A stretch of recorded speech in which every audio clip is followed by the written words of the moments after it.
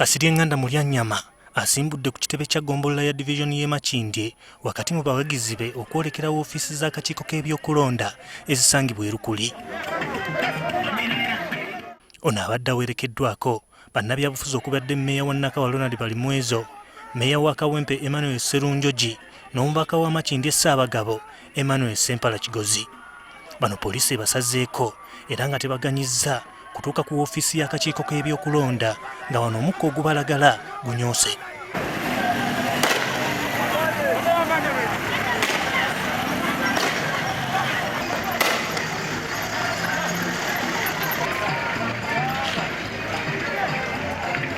Ku mulyango guyingira woofiisi y'akakiiko kano bannabyabufuzi ababadde bawerekedde MulyaNyama bagaaniddwa okuyingira.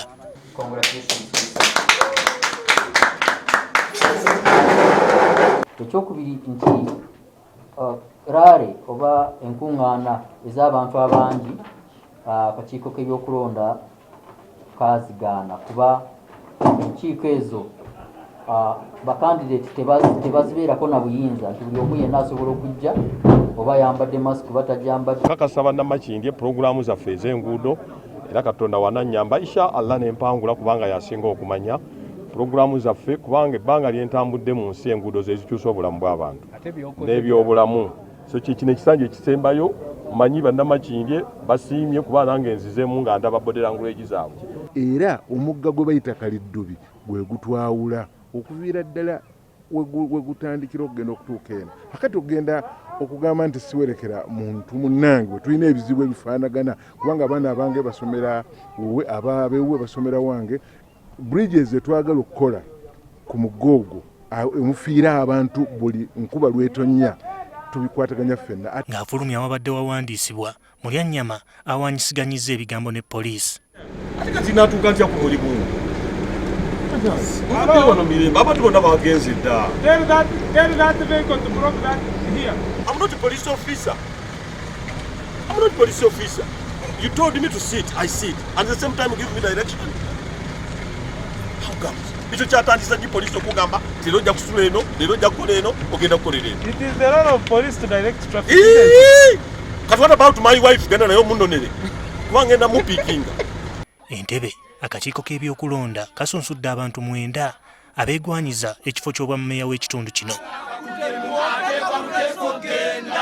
Njagala kubawa bweyamo nti bye tukoze bingi bye twetaaga okumaliriza.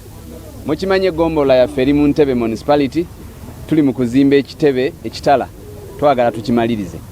Tulina enguudo ze tugenda okukola kolansi ng'olwa Banana Village n'olwa Kisubi ku ddwaliro. Exercise egenda bulungi era abantu beejumbidde nnyo okulonda kuno era abantu bataniza bangi ate ndabira ddala nti exercise etambula mpola mpola but steadily. Ye Wakiso ssentebe wa disitulikiti eno Matia Lwanga Bwanika naye asunsuddwa akakiiko k'ebyokulonda okuddamu okwesimbawo ku kifo kino kyalimu. Kinkakatako okuwerekera chairman olw'okusiima ebirungi enfaafa byakoledde disitulikiti yaffe. Alwaniridde obutonde bw'ensi mu buzibu obutayogerekeka. Noonya akalulu mu mbeera yonna. Ye Mitiyana bannabyabufuzi okuva mu bitundu eby'enjawulo n'olunaku lwa leero beeyiye ku kitebe ky'essaza ly'Essingo okwewandiisa okuvuganya ku bifo eby'enjawulo. Ku mulundi guno ekisinze okwewuunyisa abavubuka be basinze obungi. Njagadde okuvaayo okubaga nti obufumbo si ye solution ya buli kigambo kyonna kyonna abaana bawala nti mutugambe tugenda okufumbirwa nga tulina ekintu ky'omu mutwe kye tulina ekisobola okuyamba omwana omuwala ali eyo yenna nti abaana bangi tebalina mulimu gwa mutwe gwasobola kwekozesa. Abantu baffe bangi nnyo bakyaliyo tebannaba kwewandiisa naye sisitimu eri slow ekyamazima ekisemba ate nga tukomekereza ennaku z'omwezi 3 okwosa enkya. Kinajjukirwa ng'omulimu gw'okusunsulamu ku bifo bya gavumenti ez'ebitundu gwaweebwa ennaku 9. Gerard Ruyima, NTV Akawungeezi.